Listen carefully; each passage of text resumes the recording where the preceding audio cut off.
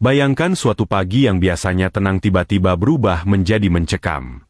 Jalanan yang biasanya dipenuhi lalu lintas sibuk kini dijaga oleh kendaraan lapis baja.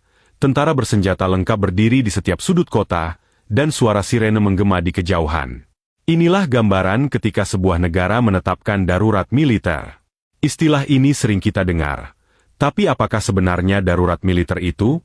Darurat militer adalah kondisi ketika pemerintah sipil menyerahkan sebagian besar, atau bahkan seluruh kekuasaannya, kepada pihak militer untuk menjaga keamanan dan ketertiban. Biasanya ini terjadi ketika negara menghadapi ancaman besar seperti pemberontakan bersenjata, invasi asing, atau kerusuhan sosial yang tak terkendali. Pada titik ini, hukum sipil bisa ditangguhkan, dan aturan ketat diberlakukan di bawah komando militer.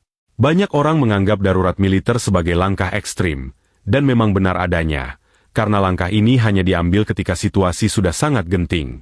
Namun, pertanyaan yang menarik adalah, apakah darurat militer hanya sekadar soal keamanan, atau ada dampak lebih luas yang memengaruhi kehidupan masyarakat sehari-hari? Mari kita bahas lebih dalam, karena jawabannya tidak sesederhana hitam dan putih. Ketika darurat militer diberlakukan, dampaknya akan langsung terasa dalam berbagai aspek kehidupan masyarakat. Salah satu dampak yang paling nyata adalah hilangnya kebebasan sipil. Hak-hak dasar seperti kebebasan berbicara, berkumpul, atau bahkan bergerak, bisa sangat dibatasi. Misalnya, jam malam diberlakukan ketat, sehingga warga sipil hanya bisa beraktivitas pada waktu tertentu. Media massa biasanya akan berada di bawah sensor ketat.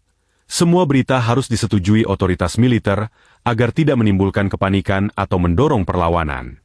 Dari sisi hukum, pengadilan sipil bisa digantikan oleh pengadilan militer, yang seringkali lebih cepat tetapi juga lebih keras dalam memberikan vonis. Situasi ini menimbulkan dilema. Di satu sisi, langkah-langkah tersebut dianggap perlu untuk menjaga stabilitas negara, tetapi di sisi lain, masyarakat sipil seringkali harus membayar harga mahal berupa hilangnya kebebasan mereka. Bukan hanya itu, darurat militer juga memengaruhi ekonomi.